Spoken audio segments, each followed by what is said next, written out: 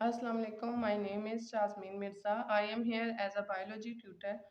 Welcome back to my channel. In this channel, I give the complete lectures of FSC biology syllabus. So please like and subscribe my channel. आज का हमारा जो topic है वो है carbohydrate की classification हमने पढ़नी है। कार्बोहाइड्रेट की क्लासिफिकेशन में हमने मोनोसेकेराइड को डिस्कस कर लिया था। हमने कहा कि मोनोसेकेराइड में 2 to 7 कार्बन एटम्स होते हैं, यानी कि कार्बन मॉलिक्यूल जो मिलके एक शुगर बनाते हैं मोनोसेकेराइड, जिसके अंदर सिंगल शुगर होती है। आज हमने जो डिस्कस करना है वो है ओलिगोसेकेराइड एंड पॉलीसेकेराइड। ओलिगोसेकेराइड्स के अंदर 2 to 10 मोनोसेकेराइड यूनिट होते हैं, यानी कि जब ये हाइड्रोलाइज होता है तो 2 to 10 शुगर मॉलिक्यूल जो है वो इससे हमें ऑब्टेन होते हैं। पॉलीसेकेराइड है, देन पॉलीसेकेराइड के अंदर 10 to 1000 मोनोसेकेराइड यूनिट्स 10 to 1000 हमारे पास मोनोसेकेराइड यूनिट्स होते हैं, वो है पॉलीसेकेराइड। तो आज जो हमने डिस्कस करना है वो है ओलिगोसेकेराइड। तो हम सबसे पहले ओलिगोसेकेराइड को डिस्कस करेंगे, देन हमने पॉलीसेकेराइड को डिस्कस करना है। मोनोसेकेराइड हम पढ़ चुके थे। ओलिगोसेकेराइड में हम देखते हैं ओलिगोसेकेराइड की जो मेन सोर्स है वो है ओलिगोसेकेराइड में हमारे पास 2 to 10 मोनोसेकेराइड यूनिट्स होते हैं। और इसका मतलब है कि ये इसकी जो कुछ प्रॉपर्टीज़ है उसको सबसे पहले देखेंगे। ये लेस स्वीट इन टेस्ट होते हैं,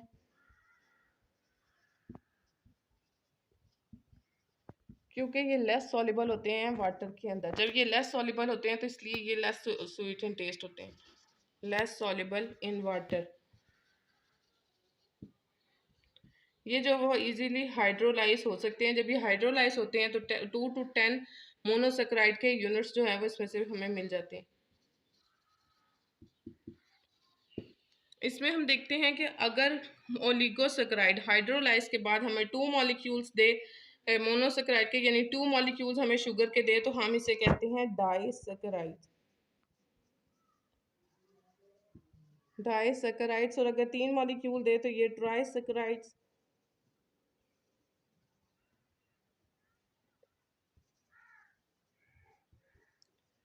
इसी तरह ये आगे चलता जाता है। अगर 4 दे तो हम कहेंगे टेट्रासेकेराइड्स, पेंटासेकेराइड्स। इस तरह ये 2 to 10 मॉलिक्यूल देते हैं। इस तरह ये हमारे पास इसकी वो है। इसमें हमारे पास एग्जांपल है जो डाइसेकेराइड्स की। इसके हमें ओलिगोसेकेराइड के हमारे पास जो एग्जांपल है वो है सक्रोज, लैक्टोज एंड माल्टोज।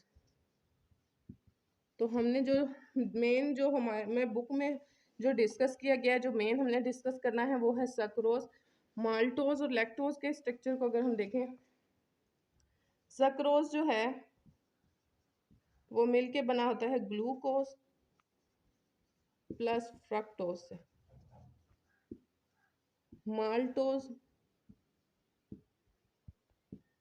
बना होता है ग्लूकोज और ग्लूकोज, ग्लूकोज प्लस ग्लूकोज से, ठीक है।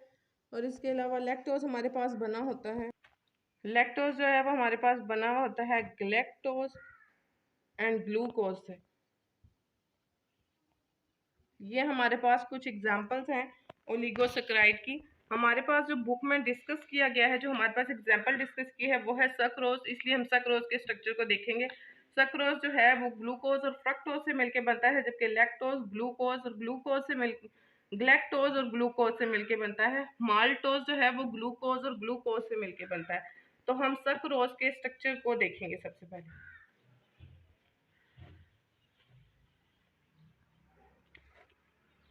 सक्रोज हमारे पास बनता है ग्लूकोज और ग्लूकोज से, ग्लूकोज और फ्रक्टोज से। तो ग्लूकोज जो है, ग्लूकोज हमारे पास बनाता है 6 कॉर्नर रिंग, जिसे हम बोलते हैं पायरोस। और फ्रक्टोज हमारे पास बनाता है 5 कॉर्नर रिंग, यानी फ्यूरानोज, फ्यूरानोज और पायरोनोज।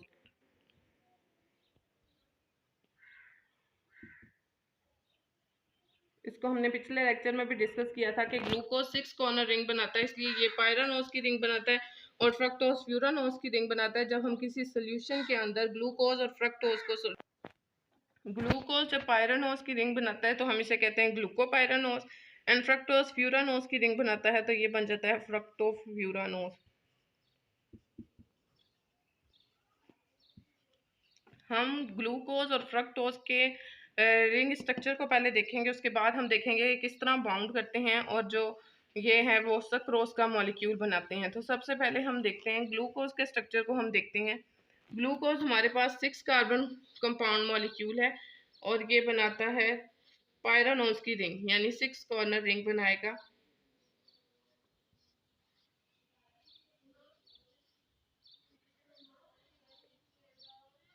ये 6 कॉर्नर रिंग बनाएगा और जो है हमारे पास फ्रक्टोज, ये भी 6 कार्बन कंपाउंड है, लेकिन ये रिंग जो है 5 ये रिंग जो है वो 4 कॉर्नर बनाता है।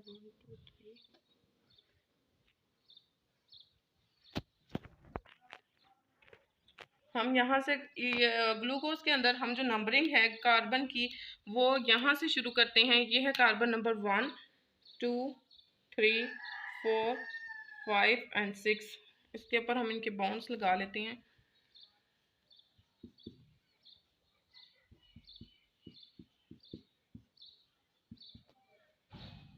यहाँ पर जो है तीसरे कार्बन नंबर पे हमें पता है कि जो कॉन्फ़िगरेशन है ये थोड़ी सी चेंज हो जाती है।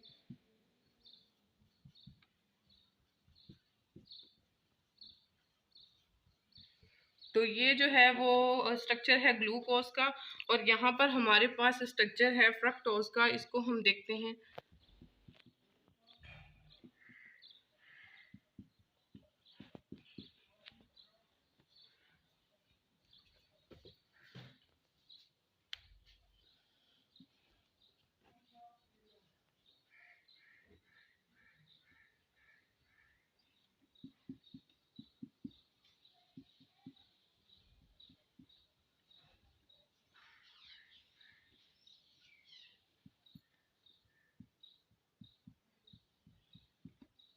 तो ये हमारे पास स्ट्रक्चर है फ्रक्टोज का और ये हमारे पास स्ट्रक्चर है ग्लूकोज का।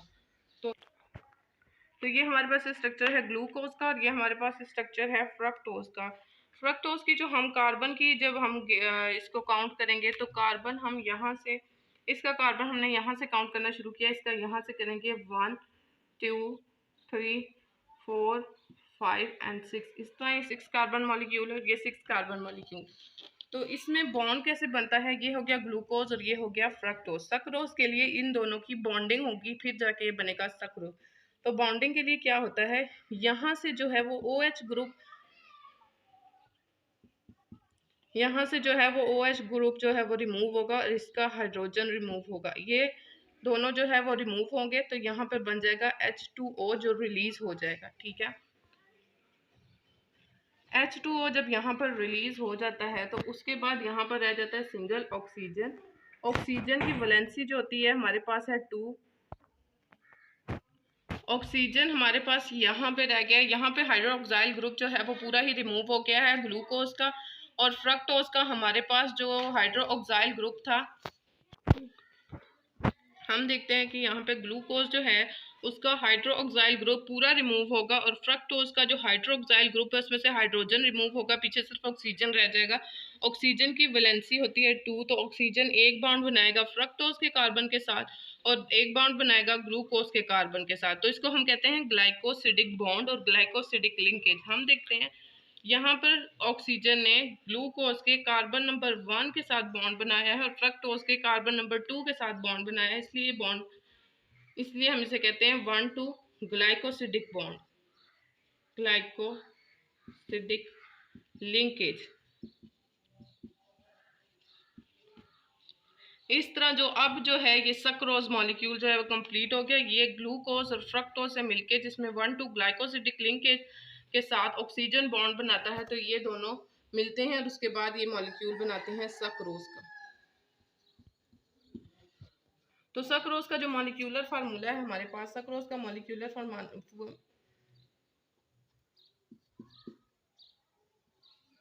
O11 A22 और ये, इसको हम देखते हैं कि किस तरह ये फार्मूला हमारे पास सक्रोज का है। इसको हम देखेंगे कि कॉन्फ़िगरेशन जो है ये फार्मूला किस तरह पूरा होता है। हमारे पास दोनों का जो ग्लूकोज और फ्रक्टोज हैं दोनों ही 6 कार्बन मॉलिक्यूल होते हैं। दोनों का मॉलिक्यूलर फार्मूला C6H12O6 है। इसमें से हम देखेंगे C6H12O6 दोनों का यही का जो है वो फार्मूला है। तो इसमें क्या है, ऑक्सीजन हमारे पास यहाँ से कार्बन 6 और 6 कार्बन, हमारे पास यहाँ पर 12 कार्बन है। हाइड्रोजन जो है वो ग्लूकोज का भी एक हाइड्रोजन हमारे पास रिमूव हुआ, इसके बाद फ्रक्टोज का भी एक हाइड्रोजन रिमूव हुआ, यानी ये हमारे पास हाइड्रोजन आ गए 22। इस तरह हम देखते हैं ऑक्सीजन जो है वो हमारे पास रिमूव हुआ है ग्लूकोज का, और फ्रक्टोज का जो है वो ऑक्सीजन रिमूव नहीं हुआ, यानी 5 और 6 हमारे पास ये 11 ऑक्सीजन है। ये इसका जो सक्रोज का फार्मूला है, इस तरह ये पूरा होता है। ठीक है, इसके बाद हमने जो आज इसमें शुगर डिस्कस की हैं वो है हमारे पास जो शुगर्स थी वो थी ग्लूकोज, फ्रक्टोज, फ्रक्टोज और सक्रोज को हमने इधर देखा, इनके स्ट्रक्चर्स को भी देखा और सक्रोज को भी देखा। पीछे भी हमने ग्लूकोज और फ्रक्टोज का स्ट्रक्चर जो है वो देखा था। तो अब हमने इसका रिंग स्ट्रक्चर देखा। जो ग्लूकोज और फ्रक्टोज है ये रिड्यूसिंग शुगर है, रिड्यूसिंग शुगर, और सक्रोज जो है वो नॉन रिड्यूसिंग शुगर है, non reducing sugar, non reducing sugar.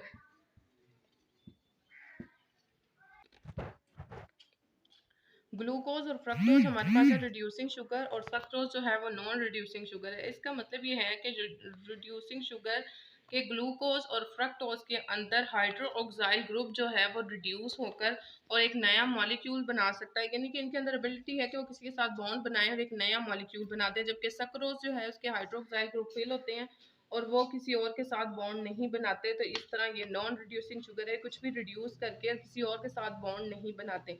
तो ये हमारे पास है रिड्यूसिंग और नॉन रिड्यूसिंग शुगर।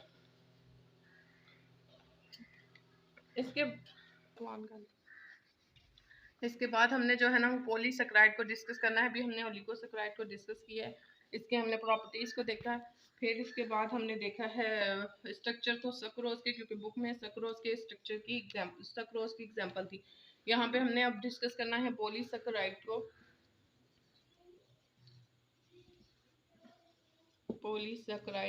पॉलीसेकेराइड जो होते हैं वो टेस्ट लेस होते हैं,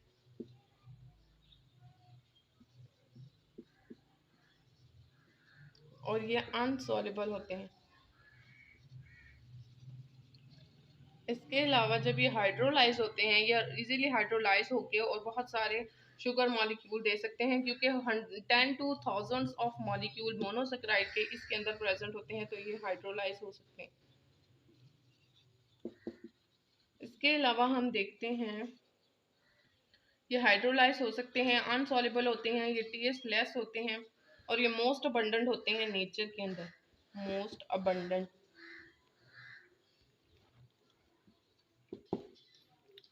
हमारे पास जो 3 मेन टाइप है पॉलीसेकेराइड की, वो है हमारे पास स्टार्च, सेलुलोज, और ग्लाइकोजन।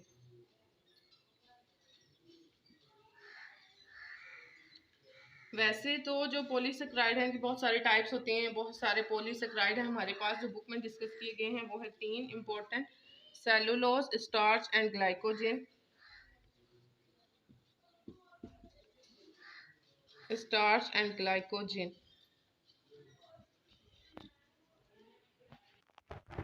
सेलुलोज है हमारे पास, स्टार्च और ग्लाइकोजन, ये एग्जांपल्स हमारी बुक में डिस्कस की गई हैं। इसके अलावा हमारे पास पॉलीसेकेराइड के अंदर आता है agar, pectin, cutin and dextran.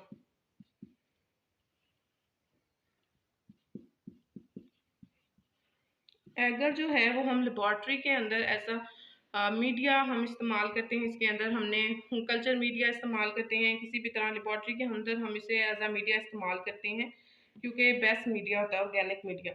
Pectin जो है वो सेल वाल में जो अपना स्ट्रक्चर रोल प्ले करता है, प्लांट की सेल वाल में सेकेंडरी सेल वाल या फिर मिडल लमेला, इस तरह ये प्लांट की सेल वाल के अंदर स्ट्रक्चर रोल प्ले करता है। काइटिन जो है वो फंगल सेल वाल बनाता है। डेक्स्ट्रॉन हमारे पास है हम देखते हैं कि दांतों के ऊपर येलो कलर का एक सब्सटेंस जो है वो आने लग जाता है कुछ दिन अगर दांत साफ ना किए जाए। तो वो जो है वो एक कार्बोहाइड्रेट है डेक्स्ट्रॉन, जिसकी वजह से उसके ऊपर बैक्टीरिया आके रहने लग जाते हैं और फिर जो है वो टिक डिजीजेस बहुत सारी इस तरह हमें कॉज होती हैं। तो ये कुछ इसकी एग्जांपल्स हैं पॉलीसेकेराइड की। और जो हमारे पास मेन एग्जांपल है पॉलीसेकेराइड की वो है सेलुलोज, स्टार्च एंड ग्लाइकोजन। तो हम पहले इनको देखते हैं। सेलुलोज जो है, सेल्यूलोज प्लांट्स के अंदर प्रेजेंट होता है और इसकी जो प्योर फॉर्म है वो है कॉटन। कॉटन सेलुलोज की प्योर फॉर्म है और ये प्लांट के अंदर प्रेजेंट होता है। सेलुलोज जो है वो प्लांट की सेल वॉल बनाने में एक मेन रोल प्ले करता है। सेलुलोज डाइजेस्ट नहीं होता ऑर्गेनिज्म के अंदर, क्योंकि इसको सेलुलोज को जो हम डाइजेस्ट करते हैं, सेलुलोज को डाइजेस्ट करने के लिए एक एंजाइम चाहिए होता है सेलुलेज। और ये एंजाइम सेलुलेज हर्बीवर्स में ये वैसे प्रेजेंट नहीं होता एनिमल्स के अंदर। हर्बीवर्स के गट में कुछ ऐसे माइक्रो ऑर्गेनिजम्स और बैक्टीरिया प्रेजेंट होते हैं जो सेलुलेज एंजाइम को रिलीज करते हैं। वही सेलुलेज एंजाइम जो है वो आगे सेलुलोज को डाइजेस्ट करता है, तभी हर्बीवर्स जो है वो ग्रीन प्लांट्स को मतलब इजीली डाइजेस्ट कर सकते हैं। वरना सेलुलेज जो है उसको डाइजेस्ट करने के लिए एनिमल्स के अंदर खुद से कोई सेलुलेज का मॉलिक्यूल प्रेजेंट नहीं होता, कोई एंजाइम प्रेजेंट नहीं होता। नेक्स्ट है हमारे पास स्टार्च। स्टार्च जो है सेलुलोज का मॉलिक्यूल जब टूटता है ये हाइड्रोलाइज होकर हमारे पास ग्लूकोज के मॉलिक्यूल जो है वो रिलीज करता है। तो इसके अंदर जो ग्लाइकोसिडिक लिंकेज हमारे पास है वो है 1,4 ग्लाइकोसिडिक लिंकेज। 1,4 glycosidic linkage.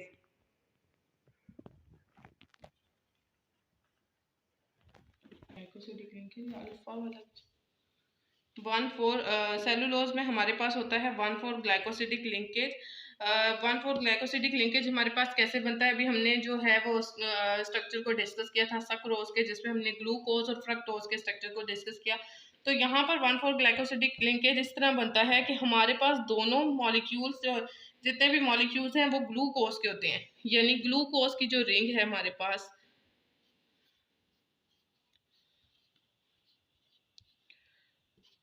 ये ग्लूकोज का मॉलिक्यूल इसके ऊपर हमने, और ये दोबारा जो हम देखते हैं ग्लूकोज का मॉलिक्यूल है।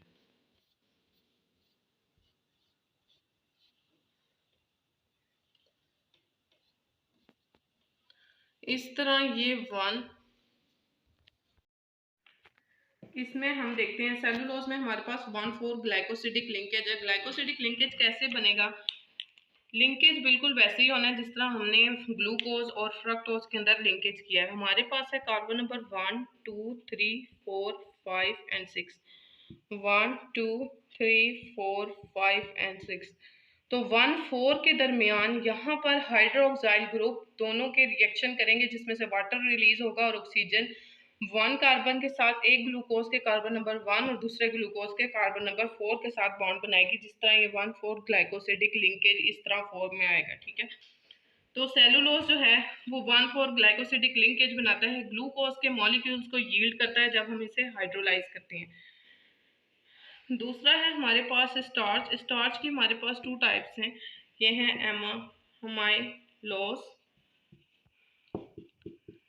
अमाइलोपेक्टिन। तो जो अमाइलोज है हमारे पास ये होता है अनब्रांच स्ट्रक्चर, अनब्रांच, और ये हॉट वाटर में जो है वो डिसॉल्व हो सकता है, हॉट वाटर के अंदर। ये जो है वो ब्रांच स्ट्रक्चर है और ये अनडिसॉल्वेबल, अनसॉल्युबल है किसी भी वाटर के अंदर, कोल्ड हो या हॉट हो, ये अनसॉल्युबल है अमाइलोपेक्टिन। और एमालोज जो है वो अनब्रांच स्ट्रक्चर होता है जो हॉट वाटर के अंदर सॉल्युबल होता है। इन दोनों के स्ट्रक्चर को एक बार देखते हैं। एमालोज जो है वो 1,4 ग्लाइकोसिडिक लिंकेज बनाएगा, 1,4 ग्लाइकोसिडिक लिंकेज।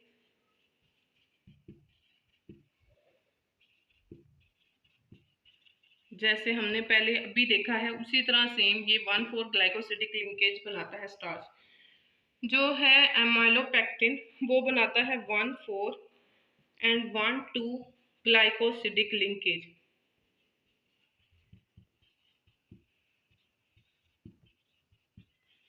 1,4 तो ये इसी तरह बनाता है, यानी कार्बन नंबर 1 और कार्बन नंबर 4 जो है वो लीनियर फॉर्म में जो है एक दूसरे के साथ लिंकेज बनाते हैं। ऑक्सीजन मॉलिक्यूल जो है वो लिंक करता है। यहाँ पर हम देखते हैं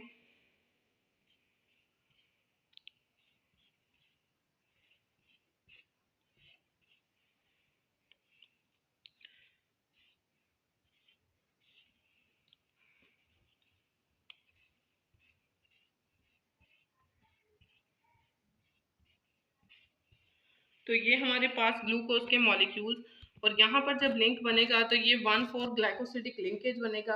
और 1,6 ग्लाइकोसिडिक लिंकेज कैसे बनेगा, यानी यहाँ से जो है वो दूसरा ग्लूकोज मॉलिक्यूल यहाँ पर जब आके यहाँ से बाइंड करेगा, CH2 का मॉलिक्यूल यहाँ पे बाइंड करता है एक और ग्लूकोज मॉलिक्यूल। ये एक लीनियर चेन है, और यहाँ पर एक और ग्लूकोज का मॉलिक्यूल जब हमारे पास बाइंड करेगा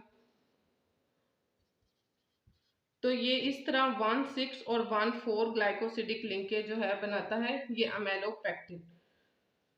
स्टार्च जो है अबंडेंटली प्रेजेंट होता है प्लांट्स के अंदर, और सेल कॉटन जो है वो इसकी प्योर फॉर्म है स्टार्च की, इसके अंदर। इसके अलावा सीरियल्स में प्रेजेंट होता है स्टार्च, पोटैटो में प्रेजेंट होता है स्टार्च, ग्रेन्स वगैरह में, राइस में, तो स्टार्च इस तरह प्रेजेंट होता है। ये बहुत इंपॉर्टेंट मोस्ट अबंडेंट है नेचर में प्लांट्स के अंदर।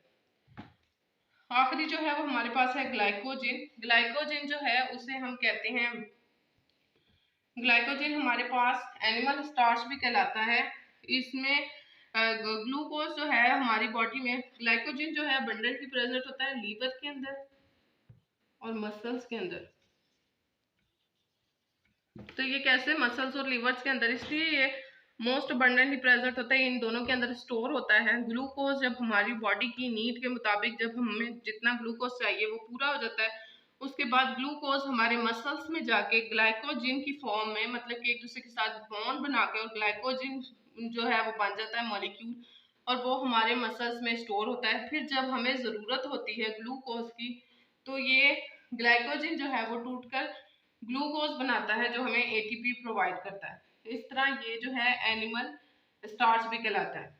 हमारे पास जो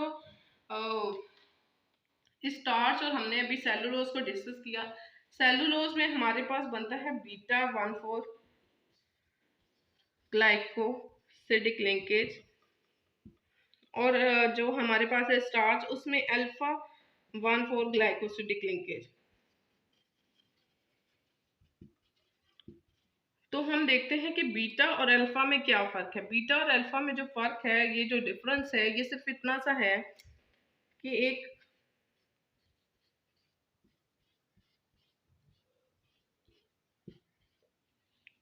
ये हमारे पास जो मॉलिक्यूल है ये है ग्लूकोज का मॉलिक्यूल है। इसमें हम देखते हैं नॉर्मली हमारे पास H ऊपर और हाइड्रोक्साइल ग्रुप जो है वो नीचे और हाइड्रोजन ऊपर होता है।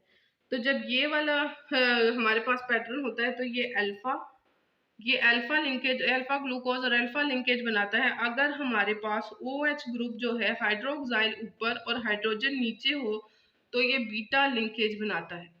तो सेलुलोज में क्या होता है, जब लिंकेज बनता है सेलुलोज के मॉलिक्यूल में तो ये कुछ जिग जैग पैटर्न में बनता है, यानी इस तरह ये ग्लूकोज मॉलिक्यूल है, उसके बाद यहाँ से हाइड्रोक्साइल मॉलिक्यूल और यहाँ का जो दूसरा मॉलिक्यूल है वो दोनों आपस में रिएक्शन करते हैं। ये एक जिग जैग पैटर्न इस तरह करके बनाता है। इस तरह करके ये मॉलिक्यूल बनता है सेलुलोज का। और सेलुलोज और अमाइलोज का जो हमारे पास स्ट्रक्चर है उसमें ये छोटा सा डिफरेंस होता है कि वो अल्फा 1,4 ग्लाइकोसिडिक लिंकेज है और ये बीटा 1,4 ग्लाइकोसिडिक लिंकेज है, जबकि दोनों ही ग्लूकोज के मॉलिक्यूल से मिलके बने होते हैं। तो ये आज का हमारा लेक्चर था जिसमें हमने डिस्कस किया ओलिगोसैकेराइड को, पॉलीसैकेराइड को, इनके कुछ एग्जांपल्स को हमने डिस्कस किया और इनकी प्रॉपर्टीज को डिस्कस किया। तो यहाँ पर हमारे पास कार्बोहाइड्रेट की क्लासिफिकेशन जो है वो कंप्लीट हो गई। मोनोसैकेराइड हमने पिछले लेक्चर में इंट्रोडक्शन के साथ हमने डिस्कस कर लिया था। ये ओलिगोसैकेराइड और पॉलीसैकेराइड के बाद कार्बोहाइड्रेट की क्लासिफिकेशन कंप्लीट है। तो इसमें अगर लेक्चर में कुछ समझ नहीं आया या कुछ कन्फ्यूजन है तो आप मुझसे पूछ सकते हैं। Thank you.